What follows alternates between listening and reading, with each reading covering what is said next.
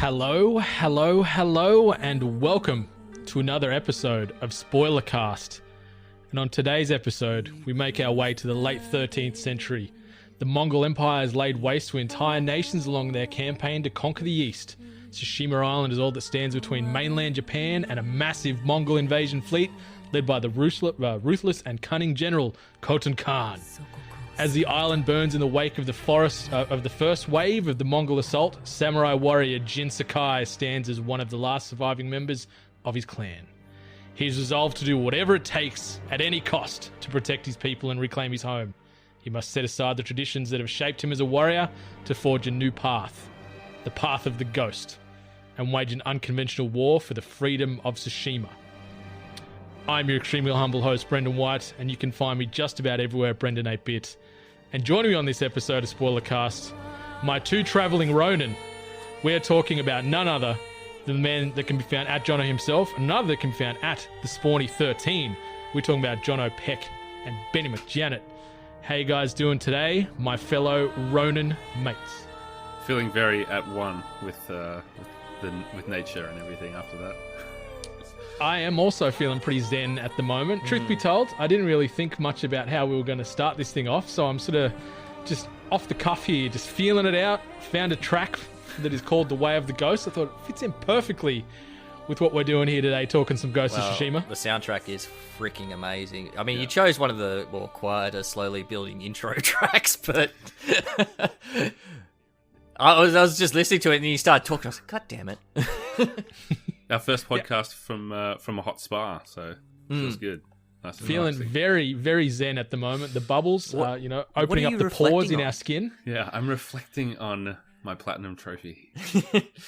I found it a bit weird though. You hop in that hot spring and it's like, think about your father, and it's like, it's kind of weird. I love my dad, but I don't want to think about him while I'm in a spa.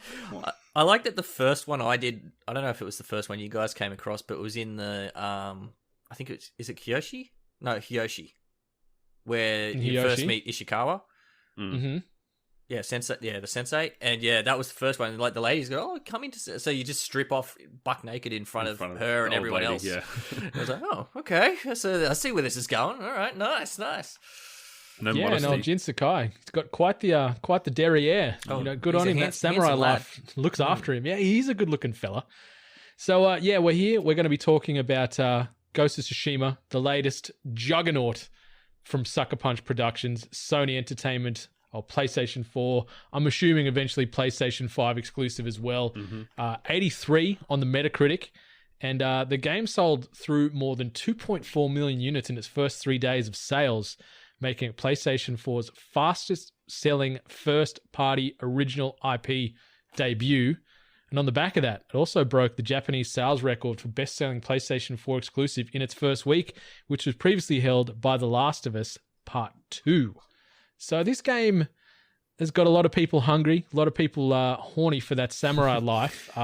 Global stock shortages of this game. You can't even find it in Japan at the moment. It's, scarcer than a shrine, this game. But we're here. We're going to be talking spoiler-free for the first section of this podcast. And we're going to go full spoilers. We're talking full mainline story, deep dive, how the game plays out, pros, cons, and everything in between. But maybe we could kick this off with our general thoughts. And I might toss it over to you first, Benny, if you like. What was your overall experience like with the game? Bring us into your world of Tsushima and your experience with Jin Sakai. I absolutely fell in love with this game. I'll put it this way. This is the first game I've actually bought since last year. Like, paid money for. That's not like, and I'm excluding like Game Pass subscriptions, PS Plus, all that sort of stuff. So this is like the first game I actually went and spent money on in the last at least 12 months. So can I ask, with that, like, is it leading up to the release of this game, you were just in from the jump, or you saw some reviews and went, I want this? It was the last, I think it was the State of Play that they did, where they actually showed like the 25 minutes. I was like, okay, now I'm actually interested in this game. Because the combat didn't actually all that really interest me, but I was kind of curious as to what the story was, because the whole samurai setting sounded very intriguing to me. I love Japanese culture. I love all that sort of Far East sort of cinema and things like that. So kung fu movies, samurai movies, all these sorts of things. I think they're fantastic. So I was always interested in the product. It was more along the lines of, I don't know how good the gameplay is going to translate, because the early trailers we got didn't sell me at all. But then I was like, okay, now I'm actually pretty interested in this. There hadn't actually been any real games that are great interest to me recently. So I was like, okay, well, I'll definitely check this out. And as it was getting closer and closer, I was hearing more and more good things. So I was like, I'm actually really keen to play this. So yeah, I forked out the money and jumped onto it. And after that, 20, 25 hours, roughly, I'm guessing, of playtime, you're not regretting that decision? Oh, you're still feeling pretty good? I think this is the perfect game that I think came out at the perfect time, especially for me. I don't know about for you guys. And I want to ask you that question too, because you guys both played Last of Us. But for me, it was just an absolute palate cleanser of a game. Like, prior to this, I've been playing Mortal Kombat because the big expansion DLC came out at the end of May for that. Prior to that was Resident Evil 3 for me. Other than that, little bits of Gears Tactics, some Dungeons and Dragons and things like that elsewhere. But like, this just felt like a palate cleanser of a video game and felt like playing a video game again, where it just took me back to something in my youth where I was like, oh, this doesn't have to be overly complex systems. I don't have to get off my horse to pick bamboo. I don't, it had some really video game style mechanics to it, and you can see them as flaws as well to the game, but it's all stuff I could look past and I just loved. And it just made me feel like I was enjoying a video game again for the first time in a very long time. Well, I might toss that over to Jono. Like he did the little humble brag there, and he's platinum this, and obviously The Last of Us Part 2, which you mentioned as well, Benny. How did you find going from something as heavy and traumatic as The Last of Us Part 2 to this? Like, did that impact your experience? What was that overall experience like with Ghost when you fired it up? Yeah, it's a good question, and it's kind of a good comparison, because after finishing The Last of Us Part 2 in, a week and a half or 2 weeks, it was kind of, getting the platinum for that, and then just jumping around between like indie games and let's go back to this, and just trying to find something that felt right, but knowing that Ghost of Tsushima was looming,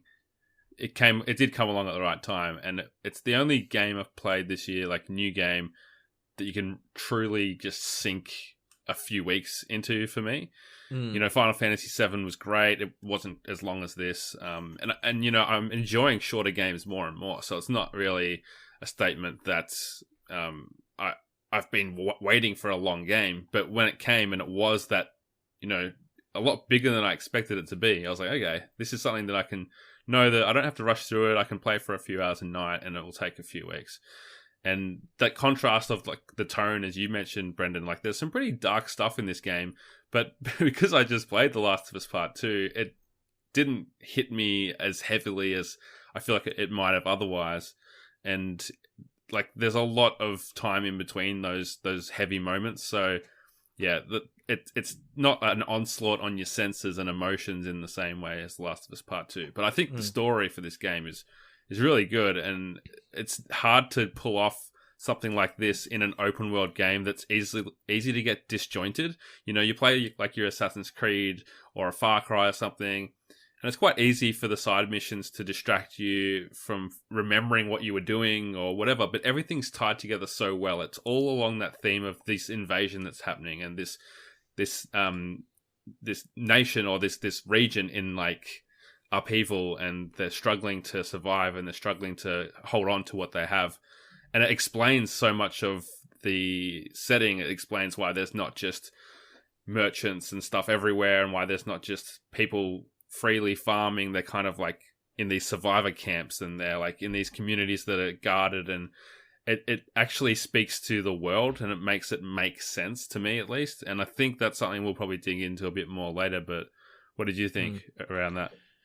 Yeah, I enjoyed it as a change of pace, coming directly off The Last of Us Part 2. But to be honest, the game hooked me at the start, but I sort of waned a little bit, like between the tail end of the first act and into the second. Like I found myself caring a little less than I probably thought I would. Like I was just powering through a lot of the main like gold story quests, and then the side quests and things not really given too much of a toss. And it sort of made me a bit sad. But at sort of the back end of Act 2 and then into Act 3, I was sort of fully back in again. Like I sort of got lost out in the wilderness for a while and was just going through the motions. Like I was just rushing in, swinging my katana with reckless abandon, throwing kunai like there was no one's business, then just going on to the next camp, like, you know, the next standoff, the next battle, and not really caring. I was just enjoying just being a bit of a juggernaut. And yeah, like the story does hit, and it does have a few moments where you are feeling sad or at a loss seeing some of these things play out on screen, but it doesn't, I guess, punch you in the head as much as something like The Last of Us did, at least from my experience. Like The Last of Us, I guess, can be a little bit more relatable in a way. Like, I know it's a zombie apocalypse and whatever else, but there's more human elements in that I could find like similarities in my life too, where Ghost I could to a degree, but I don't know, just some of the sort of the graphics themselves, some of the expressions got a little bit lost. It felt like they were a bit rigid in delivery of lines and stuff, and I think that's where I had a little bit of a disconnect. It takes you out of the moment. There's a few sides brings you back to reality a little. Like culturally, at least the samurai, like then I get the sense they're not meant to be about showing emotion and that kind of thing. So it's kind of like Jin doesn't allow himself to break down and have these moments too often where he's angry or sad or mad or happy. It's just kind of like stoic and we've got a job to do, compared to something like The Last of Us where you're constantly just belted over the head with the reality of what these people and the trauma that they're facing. And then from, I guess, more of a technical perspective, comparing those games again, this does not have the polish of The Last of Us. It's an open world game, so that's obviously a lot harder to pull off. But even small things like walking through a puddle or through mud, it won't leave footprints in the way that something like there's so much attention to detail in The Last of Us. And that is just a Naughty Dog thing. Like, there's no one that does it as well as them, so it's hard and unfair to compare it in some ways. At the same time, they're, like, as you guys have mentioned, the character models, there's times where they are a bit janky. It's clear like they didn't motion capture this. It's just been animated, and I think the face models for like the main cast are all pretty good. Like, there's actually a comparison photo for the lady that played Yuna. We've got it written down on our notes, and I can't actually see it in front of me. Sumali Montano. Sumali, yes, she actually posted a thing on Twitter because someone compared a screenshot to her, and she posted on Twitter saying, I sometimes forget this is actually a video game capture of me because it looks like... And I looked at her photo, I was like, holy shit, that does look like you. Like, it really does. The dude playing Jin is Jin. Like, I saw him on Twitter. He looks exactly the same. The scans and captures are really, really good. And the sensei Ishikawa, like, I recognized him straight away. Like, oh, it's the guy from Lost. Like, he's the Dharma Initiative guy. So they have done a good job of capturing some of those facial models, but there's some gestures and movements and maybe the NPCs where it doesn't look quite as good, and that can take you out a bit. Yeah, I agree. Talking, I guess, about comparisons to, I guess, what else is out there in the market, like, how do you feel it stacks up? Like, the closest game as far as the core gameplay loop goes, in my opinion, is probably the Assassin's Creed games. But obviously we've got Sekiro, we've got Neo, we've got Neo 2, and if you're going back into the archives, your Tenshus, your Bushido blades and stuff like that. But how do you think it stacks up, I guess, to like an Odyssey or an Origins, which have been pretty highly, praised pretty highly over the last few years with their release cycles? I mean, I finished Odyssey recently after giving up on it, so I feel qualified to talk about this. I think they've done such a better job than the Assassin's Creed series of creating a world that feels lived in, of creating, like I said before, like a setting that makes sense, the way that people act makes sense, the sense of exploration just is there. And I found that playing Odyssey, it's empty, and you just want to get to the next marker on the map. You're not really looking at what's in between those markers because there's nothing to discover. And Ghost, like, every place that you come across has a purpose, and like you want to get to, look, there's a shrine, I want to get there, or if there's a hot spring, I want to get that extra health. It's so easy to get distracted from point to point in Ghost. The reason I started using fast travel is because I'm going to get distracted going from point to point, or I'll spend hours just exploring and finding little shrines, hot springs, whatever, all along the coast, and just and then finding great places just to take photos and stuff like that and things like that as well. It's funny you mentioned Assassin's Creed. You just made me realize, in those, for listeners at home, I'm actually holding up my copy of Assassin's Creed Origins. It's still in the shrink wrap. And I never played Odyssey, so I can't really compare it to those two. But in saying that, it does still feel like very classic Assassin's Creed, like when you're doing the climbing, some of the assassination stuff, but you don't have the moveset or the fluid animation that you do in Assassin's Creed. No, you do not. And like some of the other games I'd compare it to, which also feel very Assassin's Creed inspired with the assassination style and stealth style combat things, it'd be like the Arkham series, Batman Arkham series, and the Shadows of Mordor, the Mordor series. Yeah, imagine if they brought a Nemesis system into Ghost of Tsushima. That'd be so good. Yeah. So good. Yeah, so they're the sort of games I kind of compare it to in my mind. And there's so many times I'm just like, the movement, like you want to do like that little jump to go from like one level of a roof to another level, and you have to hit X. You can't actually just walk up to the wall and you'll just climb up on it like you would with a Batman or a like you hold like a button in Assassin's Creed, and you pretty much just free climb. Free run, just the free run mode that click. You don't have that in this. And I like that though. Yeah. I got very used to the control scheme very quickly, so I'm not going to have a go at that. It's just like some of those little animation things where I have to, and like Jin will do this like a super big jump just to step up onto a log. And that's the sort of stuff I was talking about before, where it just takes you out of the reality of the, what's in the game, brings you back to reality. I am playing a video game. I mean, I got used to it, and it didn't bother me. Like, the pros for this game far outweigh the cons. Yeah. I think there's a balance that's really worth highlighting, though. Like, there's enough content in this open world that it's fun, and you always feel like there's something meaningful to come across. But there's also enough empty space that the scenery just captures your attention and becomes a work of art in front of you. And that's something that, like, just from the amount of photo mode, like, tweets and stuff we've been seeing, like, it really is something that has captured everyone's attention, I think, is how gorgeous this game looks. Maybe it's not the most polished, but the environments are so amazing and stunning. And like, I haven't been to Japan, but it makes me be like, maybe I should check this place out. Like, forget Tokyo. I was looking at tourist options for Tsushima.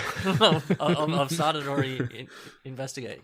It's going to be good for the tourism board of Tsushima, that's for sure. Yeah. Well, that weaves us in, I guess, to our first question, and it comes from @itstilby on the socials. How much time did you all waste in photo mode? Be honest, he says. And so much. I'll put my hand up here and say, not much, to be completely honest, because I was just living through everybody else. Like, as I said, I was very much tunnel vision in this game, where I was just powering through, enjoying that story in as almost a shorter time as I could, because I just wanted to live that samurai life. And it's not poo-pooing on the photo mode, because it's just about the best photo mode I think I've ever seen in a game. Like, you see these posts that people are chucking on Instagram and Twitter and whatnot, and it is beautiful. Like, as you guys said, it makes people want to go, hey, I need to get to Japan. Like, if this is what it even resembles 50% of this in modern day now, I need to live this. So, my goodness gracious, there's so much depth to that photo mode. And I think that's why I didn't do much of it, because it kind of overwhelmed me. Where I'm sitting there going about, what f-stop do I want? And then like time cycle and what expression and this, that, the other. I'm like, bugger this. I'm just going to leave it to the experts and just keep slashing my way to victory. So what about yourselves, Benny? How many hours do you think you'd say you put into photo mode? Far too many. And I say that as a good thing too, because I loved every minute of mucking around in the photo mode with it. This is actually the first game where I really cracked into a photo mode. Like, I've used it before, like in Horizon and Spider-Man and God of War as well. And like this one, the only reason I really brought it up on my thing to begin with was because I saw when your PlayStation home screen, you got the timeline when you first put it up. It said someone used it, got a trophy on it for the photo mode. I was like, oh, that's a trophy? I probably should actually use it. So I used it and I started mucking around with it. I was like, this is actually a lot of fun taking these photos and getting these gorgeous shots. And there was so many times like you're just walking through trees and the light's just coming straight through the trees and just creating this beautiful effect. And you just got to pause and stop yourself and go, okay, I'll take this shot here. And then like you can just rotate the camera and things like that. And you don't even have to change a hell of a lot of settings to get some really spectacular photos. And that's what I was finding the most time is I don't have to change a hell of a lot. I might just change the color filter, if that, and then just make sure I'm angling the photo where I want it to be. Mm. What about you, JP? How many hours did you toss into it, you reckon? Oh, it's hard to put in hours on it, but I don't know, probably an hour or two max. But it was definitely like, especially early in the game, a lot of my photos I'm wearing like the traveler's outfit from the start because I was really into getting like the best views and angles at the start, and you know it definitely is the best photo mode that I've seen in a game, and I think pretty much every PlayStation first party game has had one lately. They're all those third person action games have them. Benny mentioned most of them before, but this one it's the most ones. Yeah, The Last of Us Part 2 is really good too, I should say. But it's the most accessible because it's one button. It's the right D-pad. Like, they want you to get into photo mode as much as possible. They don't want you going into the menus and pressing both of the thumbsticks to get into it. They just want it right there with the tap of a button. And yeah, like the particle options and all that kind of stuff, like there's so much control over this setting, and having it dynamic, not just fixed in one moment, makes it really cool too for that kind of thing. I like that you could do the tracking shots as well. Yes. I kind of wish I did a few more of those. Me too. And made more use of it and like took some video tracking shots and things like that. But most of what I was doing was just taking still photos and just scenery photos all the time. Like, oh, there's a waterfall, I got to take a photo. It's like being a tourist. Like when I got to that area with the golden like the golden leaves, the golden temple, I was like, is this a real thing? Like, I've never seen this kind of foliage. It's so amazing and scenic. Yeah, there's so many of those sort of opportunities in there. There's the purple field of flowers. I can't remember. I think the chrysanthemums. Yeah. Chrysanthemum, yeah, when you're going for the legendary the bow outfit. Yeah, so like there's some of them that are just beautiful spots just because of the way they do the flowers and then the colors of the trees and things like that. It's hard not to appreciate the scenery, and then if, like you said, because that photo mode is so easily accessible compared to just about all those other games, you have to go into a pause menu to bring them all up in the other ones. You can just bring it up mid-combat, so simple. And like there's plenty of shots out there. I tried to get a few of the mid-combat shots, I kind of sucked at them. But there's heaps of people out there that got really great mid-combat shots.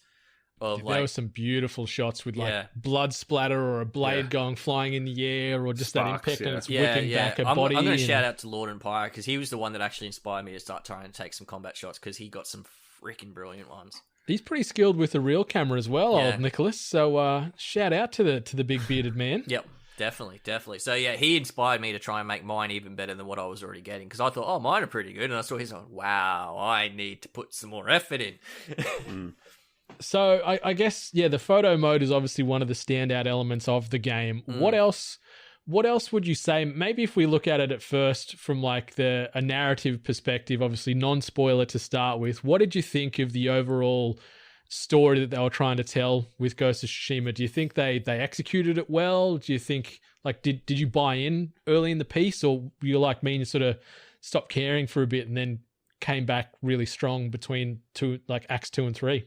I did. Like I haven't got the history with, as Benny mentioned, like there's obviously a lot of love for the samurai movies and that kind of thing. Kurosawa movies and stuff like that. Yeah, even down to the black and white mode, yeah. And I didn't have any of that history. I haven't watched, I don't even watch anime. So it's like, for me, it was more, I was watching this and thinking like, okay, I can see how this has influenced Star Wars. I can see how this has influenced Westerns. And it was so obvious, like even the relationship of a sensei and like, it's like a Padawan kind of setup thing, and the way that they talk to each other and all that kind of stuff. I really dug it. And the conflict in the game is really what drives it for me, which is, this isn't a spoiler, but, a samurai has a code of honor, and maybe it's a spoiler, but I don't think it is. You kill people. Is there stealth assassinations and stuff? They in this talk game, about right? it in the trailer. In the basic general description is how far will he go to tread that line of honor before breaking it. So it's this honor versus survival thing. Yeah. They're at war, and that for me, like that moment where they kind of gamify it and justify it as like, you can't have a game like this without stealth assassinations, so we can make it into part of the story and turn it into this tension. And that for me really gave it so much more intrigue as, that becomes this thing between your your leader and Lord Shimura and Jin Sakai and buddy yourself heads. and him kind of like drive wedges between you and other characters. And I think that angle makes it really interesting to me. I don't know if it's an original thing, if it's in other fiction that's out there, but I think that on top of some of the themes that are in there, even looking at the side stories, there's stuff about like slavery, there's like some rape and like all this kind of dark stuff that just brings it into the staunch reality that this is a war and these are people that are fighting for their way of life. The Alzheimer's one, that was that hit me like a ton of bricks. Yeah, we might sort of pick out some singular favorite quest lines and stuff in the spoilers, because I'm with you, that Alzheimer's one, like we'll plunge a bit more on that in a bit, but it's one that stood out to me among just about every other side quest or even the mainline story, to be honest. Just touching on the stuff with Act 2, I think it's because you start getting the world open up to you, so they don't push you as hard into the main story into Act 2.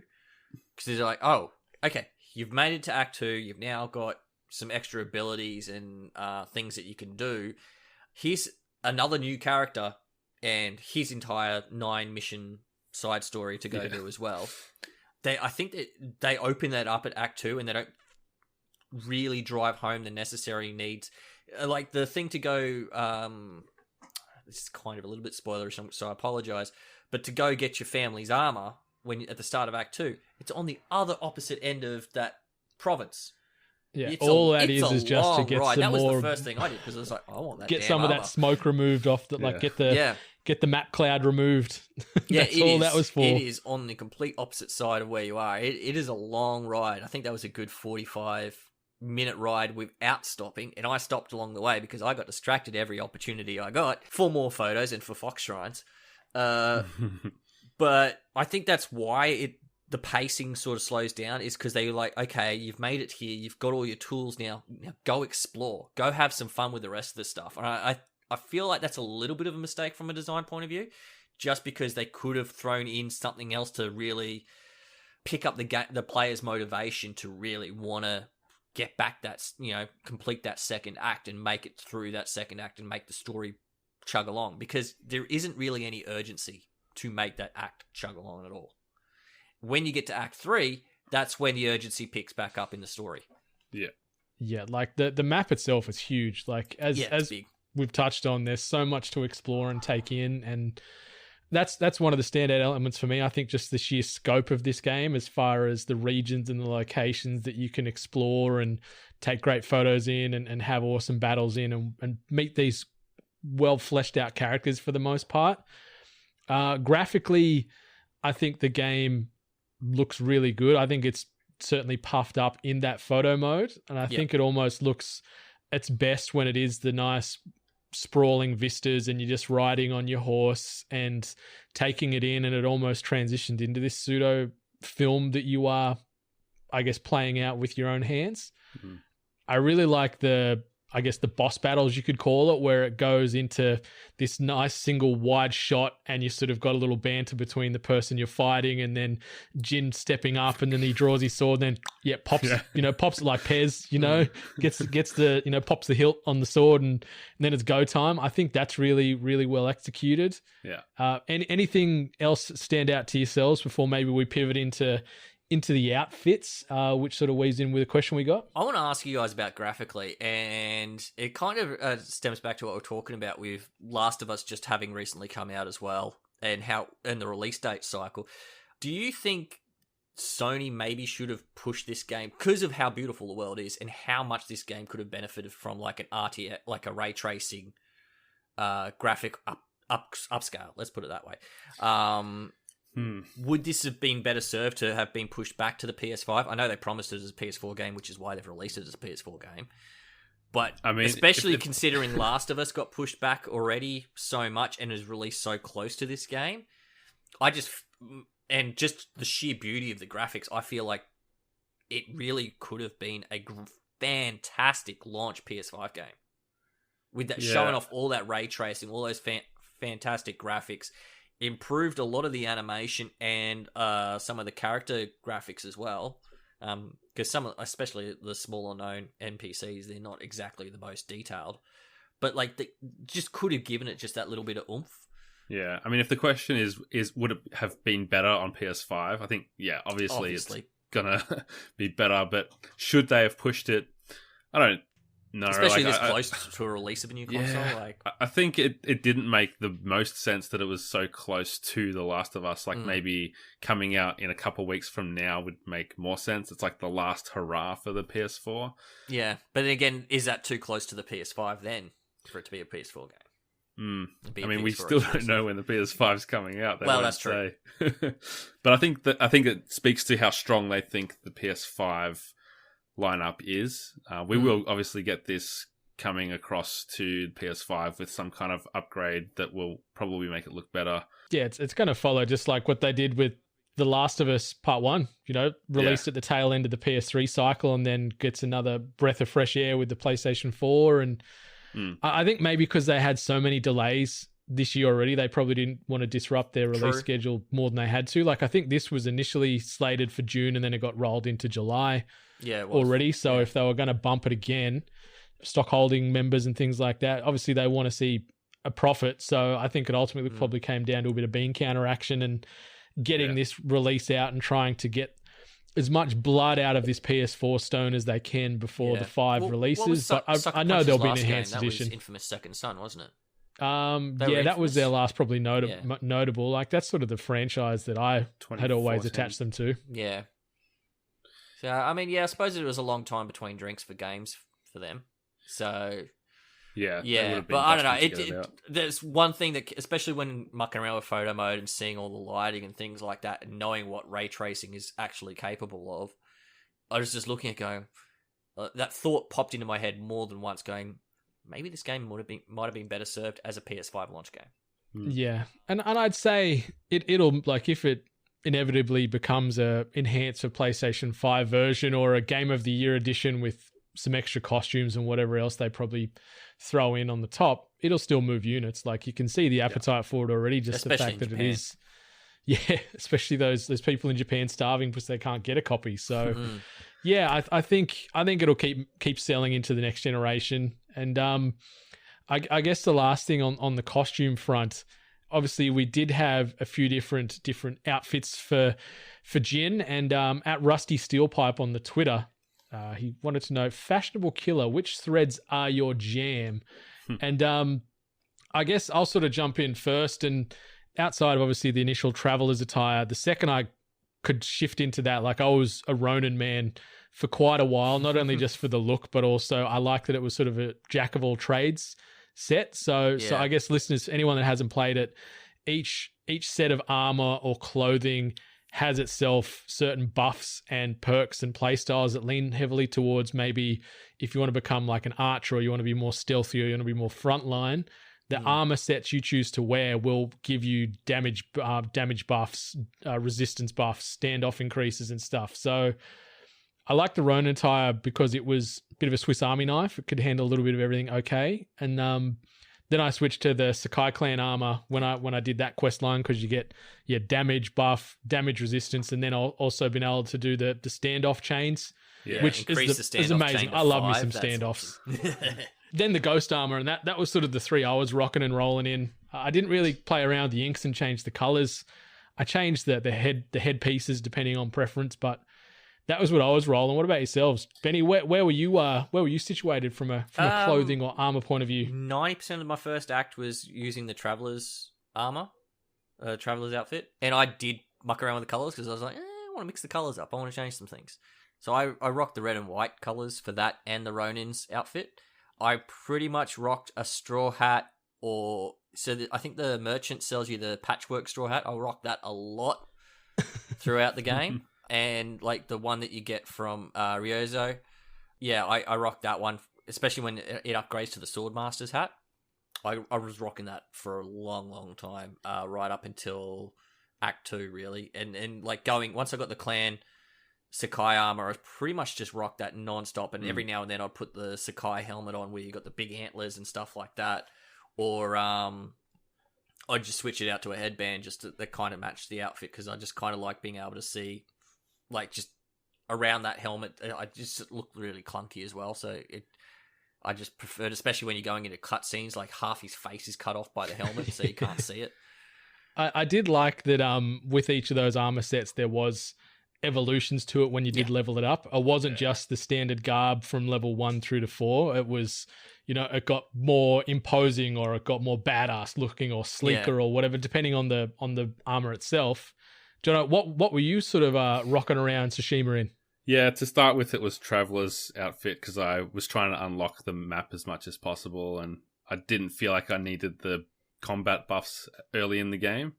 As things got a bit more challenging, it was definitely the Sakai clan armor, just for those extra 2 standoff abilities, which I found really useful, especially when you can get up to 5 towards the end. And yeah, that was like, I did try every outfit out and see how it felt, how it looked, and they're all pretty cool. I'm not a fan of any of the hats that aren't just a bandana, though, so I pretty much just rocked the bandana, no mask, pretty much. Wasn't a big fan of how they looked. They look really authentic. You're not a fan of masks down there in Victoria? Oh, don't get me started on masks. Shame. I want my Jin to be able to breathe. I know what it's like, It doesn't want to be breathing in that CO2. Yeah, exactly. But yeah, there's like these black and white ink merchants that you can, or dye merchants that you can find across the map, and I did get like a completely black Traveler's outfit, which was pretty cool towards the end. And yeah, when I was cleaning up at the end of the game, I pretty much just wore the Sakai clan so I could smash through the outposts as quickly as possible. The Sakai clan one, and just because of the sheer armor buff that it gives you just for combat reasons, it's just unmatchable. Like, you just go into an outpost and you're like, yeah, I'll take you all down. Bye. Done. Very, very quick fights. I love the ghost because you just because of I don't want to go into things too heavily, but like the kill reduction for getting the ghost stance up, and then the higher terrify percentage. Yeah. I just love just going in and just chopping dudes to bits, and then freaking people out, and then running after them as they run away and stabbing them. And I got very, very sadistic. Like, I had no samurai, no honor by the end of it. Like, I was very much. That raises I was a ghost. I was like the demon of Tsushima. That raises a very good question because of the whole no honor thing. I don't know if you've read it recently, but they've come out and said, if you're noticing your weather's getting worse and worse, it's because you have less honor. Oh, yeah. So the more storms you have, it's the more down the ghost no honor track that you go. Yeah, I was like pretty much like you had a hurricane. I had bloody Sharknadoes and stuff cruising past me. Like, it was, it was the rapture. Like, it was something. But I guess that probably weaves nicely into combat and weapons. How did you approach this game? Like, did you try and be as true to the samurai culture as possible and respect your enemy? And, Lord Shimura was always like, you look your enemy in the eye when you fight them and kill them. You never attack from the shadows, you never kill from behind, all this stuff. Like, I pretty much told him from about 10 minutes into the game, Lord Shimura, stick it up your ass. Yeah. I'm killing dudes from the rooftops, from the shadows. I'm throwing grenades. I'm using everything in my disposal. Like, I was just destroying people. Yeah, I was the same. I was like Rick James on Eddie Murphy's couch. I was just like, nah, man. I was like, I'm doing this my way. Yeah. Jesus, there's a reference. Yeah, no, I was probably somewhere in between because I really like making the combat a little bit difficult for myself too. And I suppose that comes from playing like games like Mortal Kombat and For Honor. I do like to challenge myself every now and then from time to time. So doing some of that stuff, like just having some of that sword combat, switching the stances, deflections and parries and things like that. I'd still throw out kunai like they were going, kunai all day. Love the best kunai. weapon in the game by far. That, and when you upgrade the smoke bombs to later on, you can get a couple of assassinations going off of a few smoke bombs. That's pretty cool. I love that. Yeah. I found that there was too many weapons, actually. It's something we can talk about a bit more later in our gripes, but there was so many things that I would underutilize and forget that I even had access to them. And I guess that's something where people can approach it the way they want to, but if you can forget that something is there completely, I think that could be seen as a flaw in the way the game presents. Like there's no scenarios where you have to use this for this situation. You're open to make your own choice, but for me it often meant like, oh yeah, I forget, like I have smoke bombs, like, and they're useful for this situation. I don't think I ever needed to use a sticky bomb except for when it was like, oh, I've run out of kunai, quick throw some sticky bombs. Yeah. Or it was like you get a bit of bonus honor or fame or whatever if you do this challenge as you take out an outpost. Well, I think the best example, like the wind chimes were actually pretty useful because you could distract an enemy and get them to where you wanted so you can get an assassination. But like the firecrackers, like that's just a skill I never unlock. used the firecrackers. That's something they weren't useful at all. I think I used them maybe once, and it's actually really good for baiting like a group of enemies to underneath like the pots, the fire cauldrons that you shoot with the arrows and they explode in flames and everyone catches in fire. Yep. Really good for drawing a whole heap of enemies to the fight, to one of those. Hit it with that, kill them all in one shot. But like the game doesn't do, because it's just an ability that you unlock in the menus. It's not something like that. Firecrackers, for example, I'm just using as the example here. They could have put that into a mission or something somewhere, so you learnt, hey, you can use these firecrackers to draw a whole heap of enemies to one location, so you can either sneak past them or lure them all into a trap or something like that. It's just something that seemed like a missed opportunity. Like, because you said there are a lot of tools and abilities that you can use, but you forget you've got most of them half the time. Yeah, and even on that, like, there's a mission that teaches you how to use the hornet's nests, and I don't know if I ever did it again because I think I used it like half a dozen times. Yeah, doing Ishikawa's missions early on because there was a lot of archers that were standing next to him, and that was about it. Yeah.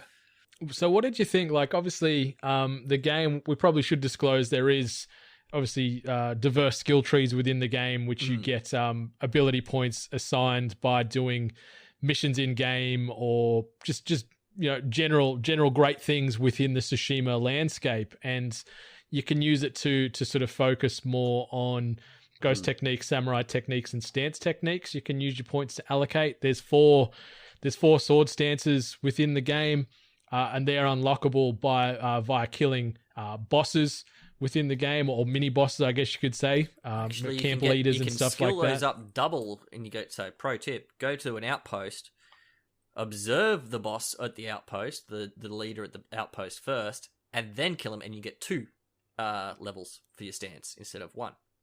I've always saw that it mentioned the observe, but I thought it was like either or. I didn't think you could sort of hack it and double it up. It's a hack to double it up. So you observe it first. So you watch him, I think, for like 5-10 seconds, and it's like, okay, I've observed you, and it shows the unlock, and then you kill him, and then you get another unlock on top of it. Man, I could have had all those stances in. I had all those stances pretty much all but moon stance before the end of Act 1.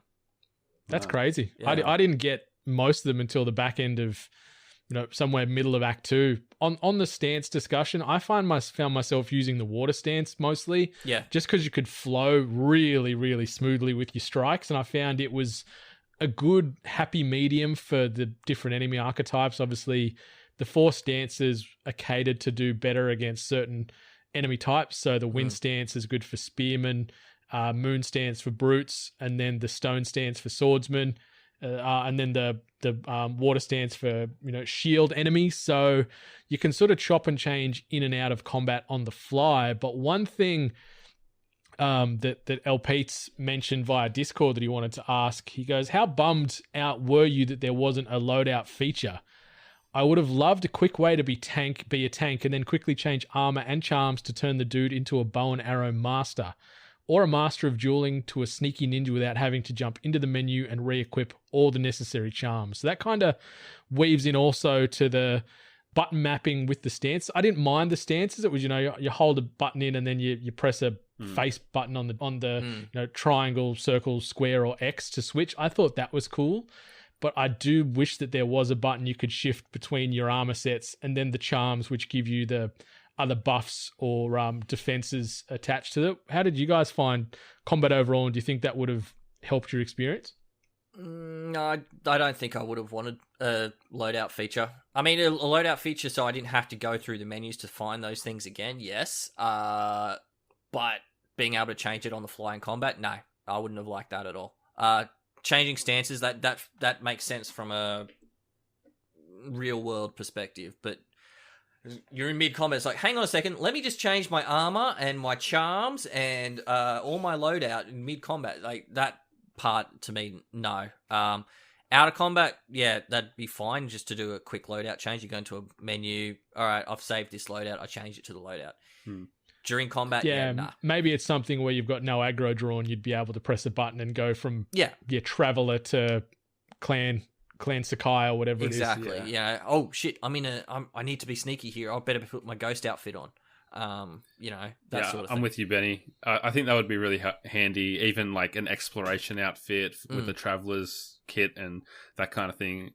To El Pete's question, definitely, really would have liked that. And I don't know if maybe it's probably an oversight, or you wouldn't think they would forget something like that. Maybe it just didn't work for whatever reason, but it seems like kind of a no-brainer. Having said that, I don't recall like Fallout or like that kind of game having that as well, which would be useful. Yeah, I mean, to be fair, the difficulty of the game, I mean, I don't know if you guys played it on like master difficulty or whatever. I didn't. I think I just went it on normal. Just normal. Yeah, but like the difficulty on normal doesn't require you to need to change it all that often. Yeah, and I was only really finding that I would change. Like I had I think it's called the Inari charm as one of my mages, which gives you like the extra resources when you're doing like get supplies and stuff.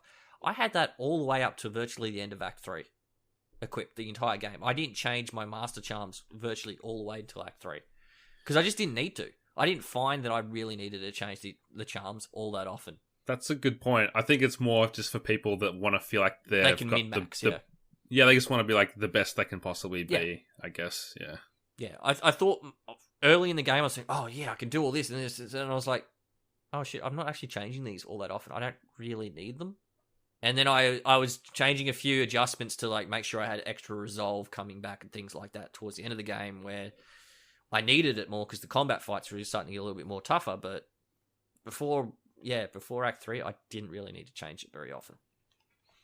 Regarding sort of stuff that we just touched on there, the charms and things which sort of weave into the exploration and the environment itself, the shrines, the hot springs, patting all the cute little adorable foxes and stuff like that. How did you guys go? Like, obviously you guys have gone off the beaten track a lot more than I have in my playthrough. Like if you looked at my map, it's almost just like watching as if a snake's gone around the joint. Like it's the whole map isn't uncovered. It's still a lot of fog of war cruising around the joint. But did you enjoy that part of the game where you sort of put your sword down to a degree and just explored and traversed and used the grapple hook and everything else to get to these certain places? What do you got? Jono, did you want to maybe share your thoughts on that to start with?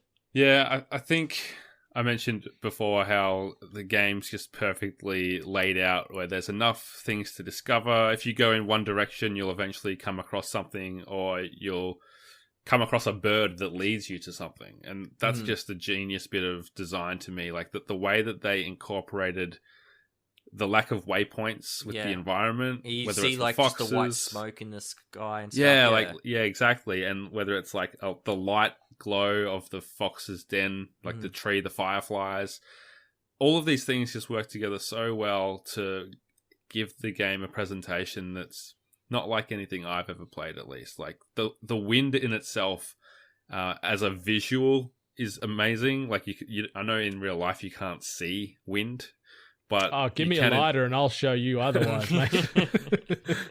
You can in this game, and especially when it's blowing petals or pollen or whatever it is, like through the air, it looks so beautiful. And to use that as a mechanic, to me, is like a stroke of genius. Whoever thought of that deserves a pat on the back, as well as whoever's responsible for the quick load times in this game. Let me just give a shout out. Yeah. Like, actually, whoa, like really amazing. Load times. We don't need PS5 load times with this. I couldn't even read the tips on the loading screen, and I've got a base PS4. Yeah, you do the bit where you die and you put down the controller. Okay, look at the phone. Oh shit, I'm back in combat already.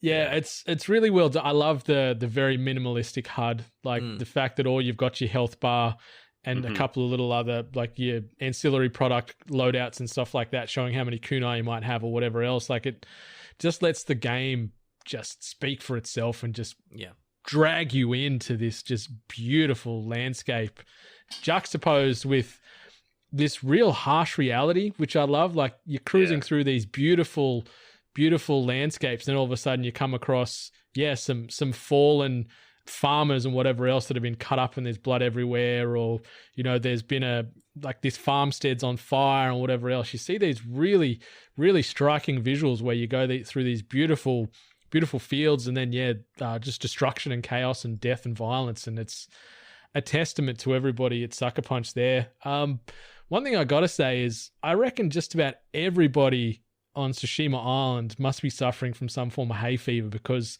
that's one thing that irked me a little bit. I know that they went with minimalism and pollen and wind and everything else, but there is leaves everywhere all the time. There's like dozens and dozens of them in your peripheral every single step of this way. Hay fever.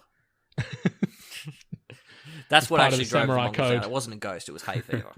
Yeah, so I thought, I know from an artistic perspective, it added to the look and the vibe and the feel, but there was just times where I'm like, come on, Sucker Punch, dial it down a second. with these leaves. Like, they are everywhere. Like, it is out of control here, but from a living art piece, it was beautiful. And the sound on the back of that, like when you are just cruising through these areas on your horse, and these beautiful soundtracks are just sort of playing with you every step of your ride, and you're hearing various like wind instruments and string instruments and stuff, and it's so pretty. It's such a pretty experience. Just also with like touching on the riding your horse and the soundtrack, you just slow down your horse riding, you start playing your flute. Yeah. Even like, because it does have an effect on like the weather and stuff, playing the flutes, but like I found myself just every now and then, as I was just riding along, just admiring the scenery, I'd do the little swipe for the flute thing just so I could just enjoy like that little tune while I'm riding. And then the weather would go nasty. We're like, oh no, do it again. I don't want the nasty weather. I want the happy weather. Because I just wanted to enjoy the scenery. It's just a fun way just to explore and enjoy that scenery in that game. I did like that Jin enjoyed the scenery too. Like when you're walking through taller areas, you can see him like run his hand through the reeds and things like that. Like just little nods to these tiny little nothing details. Like you can just see this extra bit of care that costs Sucker Punch a good amount of time and money to chuck into this game that adds nothing to the overall gameplay loop, but it just shows this next level love and care that they've got for what they're building here in Ghost of Tsushima. Yeah. What did you guys reckon of the haiku stuff? Like, I love the scenery at the haiku locations, but like the haikus themselves were actually kind of... I really liked it. That was one thing I really liked. I sat there. I got too into it though. Like you sat there I'd analyze really the lines over those haikus, didn't you? Like I'd bounce around. Usually had a selection of 3 for each line, if I remember right. And I'd read them a few times, and then when I'd land on the first one, then I'd remember what my first line was and see if it flowed nicely with my options for the third, for the second instance. And I took a lot of time with the haikus. I did at the start, but then eventually I was like, where's the closest X? There you go, that one, and that one. So many of mine, like I picked the first line, I go, I really like that line. And I go to the next thing, and I go, none of these fit. None of these make sense to me. And I actually, I think I shared it with you guys, I can't remember, but there's actually an article where they said they got like a professional person to read some of the haikus that some players have made. He's got, these are all really bad. And he looked at what the options were for making haikus and he go, these haikus are not Well, good. that's pretty tough because what is it? 575. Yeah. So you don't have a huge amount to play with. Yeah, what we should maybe do, and we might put it in the show notes, is we'll pick each of our because when you write the haiku, it gives you a headband, and you go and read the description, it gives you the haiku written as the description. We should go pick our best haikus, and we'll put them in the show notes. I like that idea. Yeah. We'll have a haiku off. There you go. Right. Look it in the show notes, people. There's some haikus there. All right. Well, what do you think? Is there anything else we want to cover non-spoilery before we maybe break and start diving deep? Yes. Fox shrines. If you go to a fox shrine and you do not pat the fox, you did not visit the fox shrine. If you are following the fox and you don't go, what does the fox say? I hate that song. Look, I didn't pat the fox every time. Actually, I will say, because I always looked for the fox, and the one thing that really annoyed me is because some of the locations, like there's no room for the fox to stand. That actually was one of my biggest pet peeves. I'll turn around to pat the fox, and he's not there for me to pat him. Devastating. That broke my heart. Fox deserves a pat. Every fox deserves pats.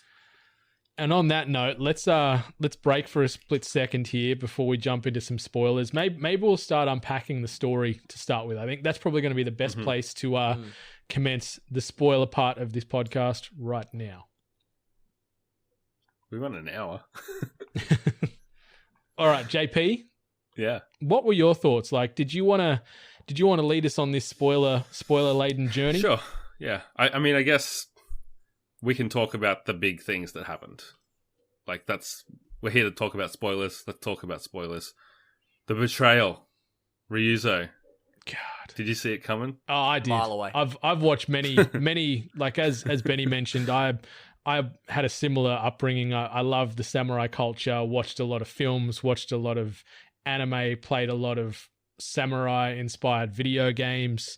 So I knew that this was coming. I wasn't sure if it was going to be maybe like Ryuzo or maybe one of the other characters, but I knew that there was a betrayal that was going to transpire in this gameplay loop. I thought maybe, old Yuna's brother, like Taka, might potentially betray you because he's always trying to justify his existence and get some belief in himself. So maybe him siding with Khan would have elevated his own sort of internal feelings about how important he is. But yeah, I was not at all surprised. I loved the loop. I loved the battle.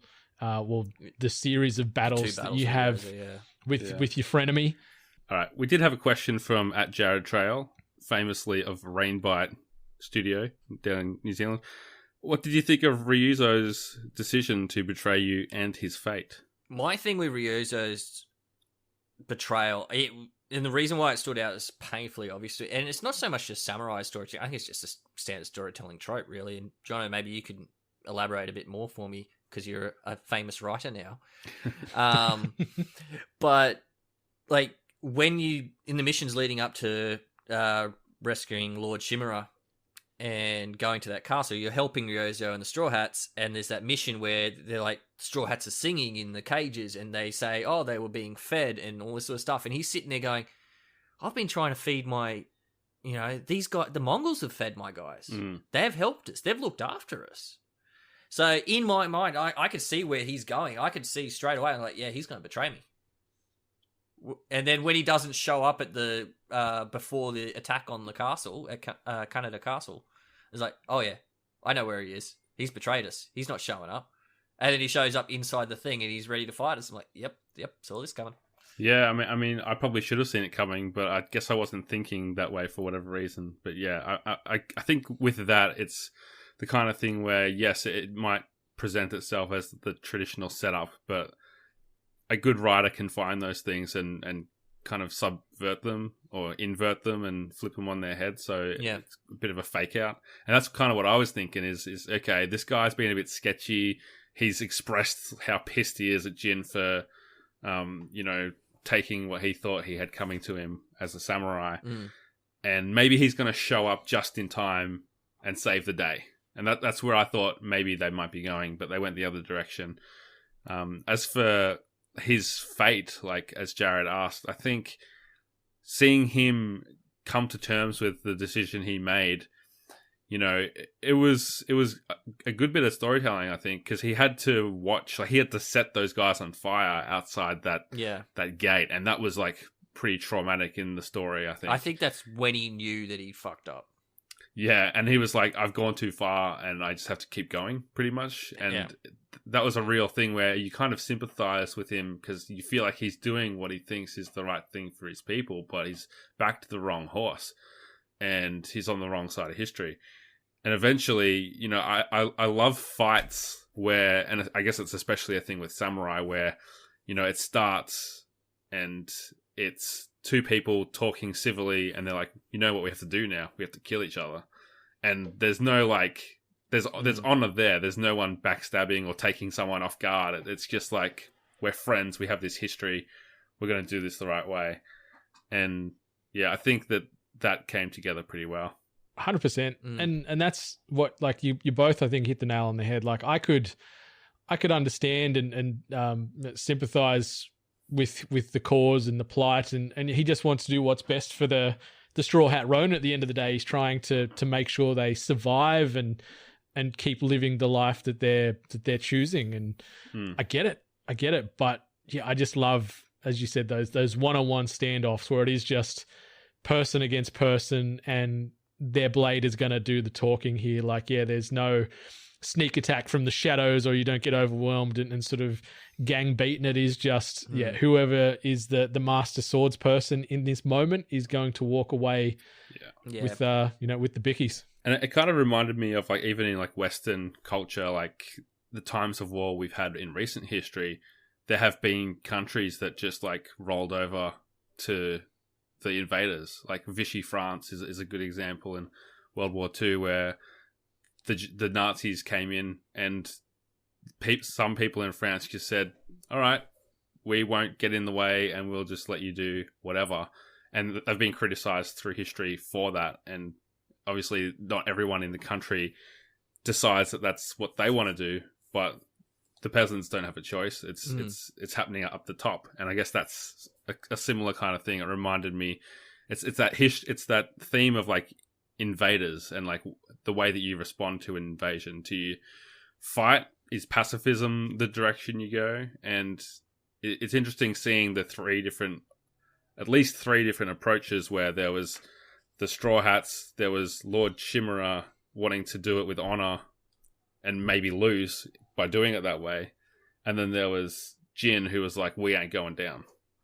Yeah, like Lord Chimera, like, and you saw in those scenes you were talking about with when they're about to rush the castle, and then Jin pretty much does it single-handedly. Like, if he hadn't have done that, Lord Chimera was going to send countless members of his army to death, just because that's the samurai way. Like, he was so dedicated and focused on the code that he couldn't see any other way around it, regardless of the sacrifice that he had to throw out there to potentially win that war. Like, and I love that about this game. Yeah. I love the old school and the new school fighting one another with the way of the ghosts and the way of the samurai and whatever else.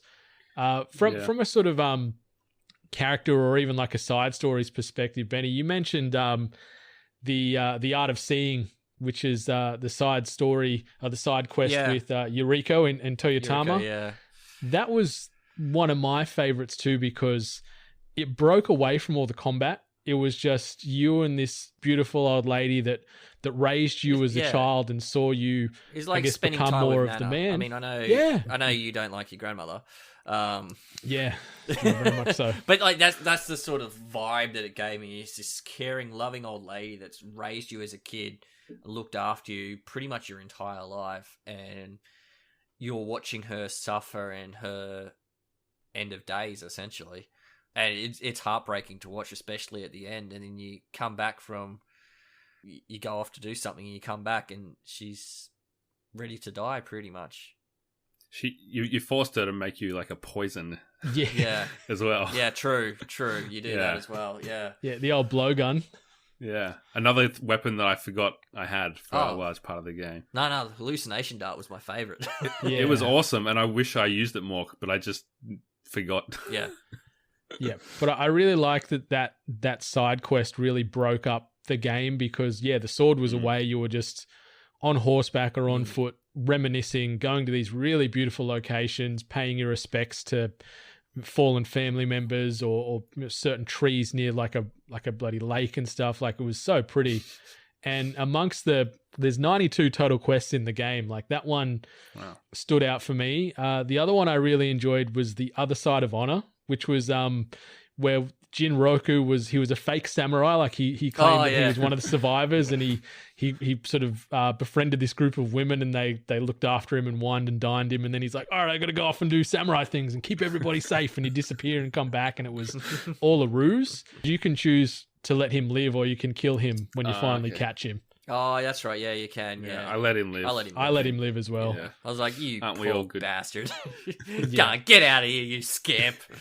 Yeah, and then the last one I wanted to highlight before I throw it over to yourselves is the Six Blades of Kajiro, which is just like a series of awesome one-on-one duels where you want to fight Kajiro. He's going to duel you to the death, but to get to him, you've got to get through 5 of his disciples.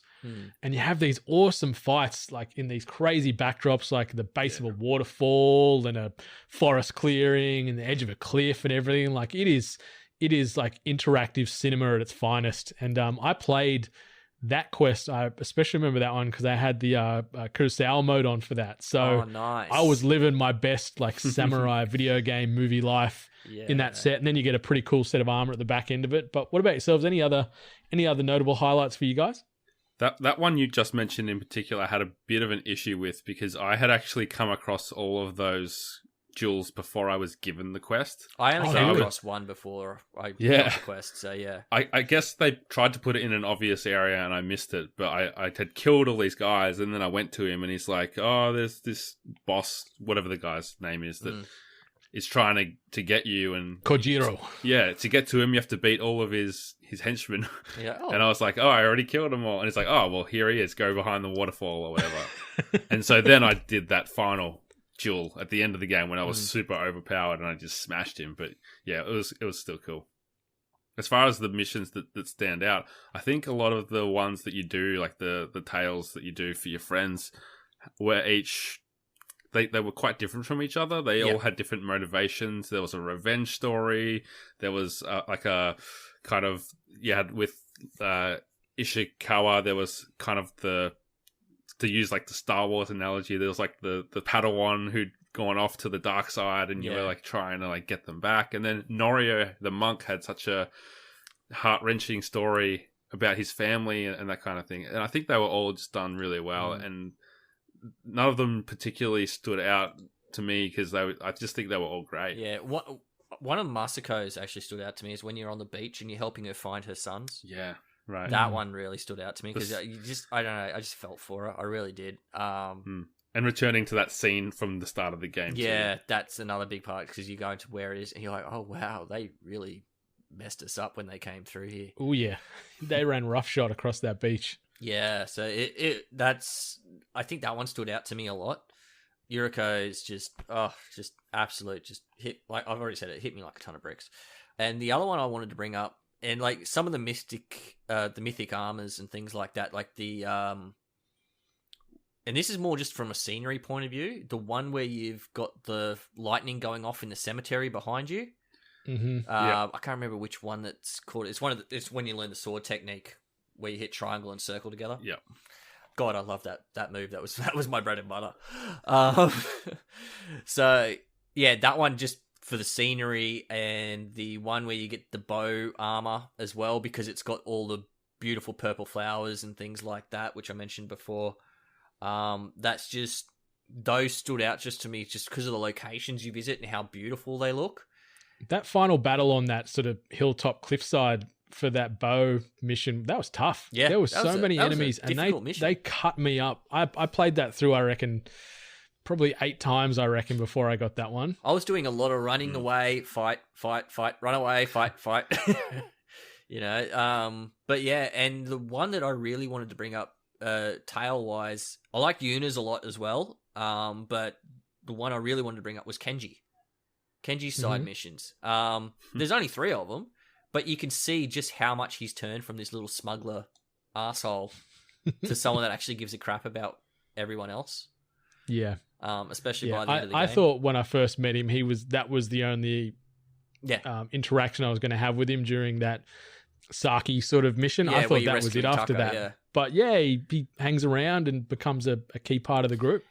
Actually, one of the characters, and I can understand why they didn't do it because he dies, is like we didn't get a side tale for Taka, unfortunately. Yep. Let's talk about Taka. But yeah, we need to talk about Taka because that was a moment.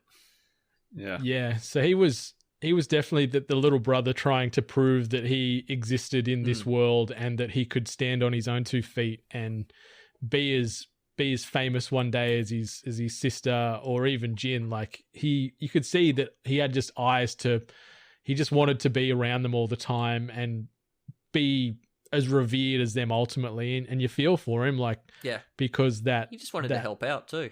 Yeah. That, what's the word I'm thinking of?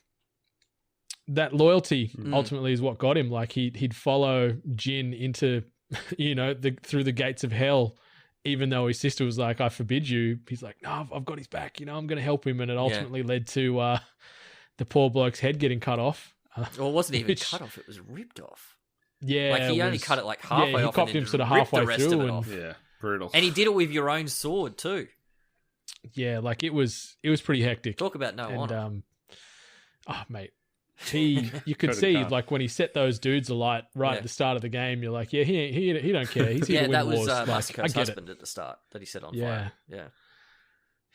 But what do you think? What do you think, Jono? Yeah, it was a shocking moment for sure. Like it's even in a game where there's so much brutality and violence, it's still. I don't know why I don't expect it by this point. I think I actually do a good job of not overthinking story when I'm playing a game, and I'm not like some people are always one step ahead, thinking like trying to pick what the twists are. But for me, it was just like a shocking moment, especially the way he died. I guess it's not shocking that a character would die, but for it to happen in that way was just brutal. out of nowhere. Like you could see. It was a slow burn. That scene was kind of Tarantino. Jin just wanted him to run and live and protect himself. And he's got the sword, and he's like being told, to do something with it. And you could just see it coming. Like he's gonna try and attack this guy. But I was so sad when I saw that he'd been captured as well. I was like, oh no, Tucker. Oh. I think I was more traumatized though with the death of my horse than Tucker, to be honest. That's like I don't know what it is with animals in games, but you just get this attachment to them, and when they get felled in combat, like it hurts so damn much. Question: it made what me did so you name sad. your horse? Actually, which horse did you protect? I took the black horse. You took the black one, Yeah. and what did you I went name? like the speckledy blacky grey one. Yep, I went the grey dapple one as well. And it was Sauna. Sauna. Oh, I was Kage. I had Kage, which was Shadow. Yeah, me too. Yeah. And then the second horse, I took the straight white one and I called it Kaze, which was Wind. I had an issue with the horse death. I think, first of all... I did too. I hated that. Well, not even just from like the emotional side of it, like the heart-wrenching side of it, but I thought it was dumb because they shot this horse like with an arrow in the bum like 3 times. And I don't think that would kill a horse, a beast like this. And there's no vital organs back there. Like, it ran for a few kilometers and then it just died. There was no time for blood loss to happen. And there was no time for infection to set in. It seemed like they were just like, we got to kill off the horse to make, the emotional stakes higher. And it was a bit cheap to me, the way they did it. And that was pretty much my issue with it. Yeah, I can appreciate that. Yeah, when you mention it, like there's only a few arrows in the arse, really. Yeah, like he didn't take one in the neck. I mean, I don't know horse anatomy all that well, but I'm pretty sure that you're right. There's nothing back there besides the pooper. Yeah, so I don't know. Maybe because he had been riding for such a long way, and maybe those arrows had some of that poison on it. Who knows? But yeah, actually, it's just something. Maybe I'm overlooking a poisonous arrow. That could be a thing. Yeah, but it was heavy. I guess the only other possible deaths that were as big as that is obviously the overall aim of this game is to take down the nephew of old Genghis, Kodan Khan, and you have a pretty hectic battle with him on a giant ass ship that's on fire and there's waves of enemies coming and whatever else. Like, that was a good fight. Yeah, it was a good fight, and you're constantly on the toe. Like you were moving around like there's no one's business, trying to avoid. Even before that, you like have a duel with him, and I didn't know I was walking into a duel, and I only had one thing of resolve on my bar because I just killed a whole bunch of enemies using like a couple of the moves and stuff that burn resolve, and I walked in there, I was like, oh, I'm in deep shit here. So it took me a while to get through that fight because I just didn't have the resolve to be able to do any of my moves that I normally would do.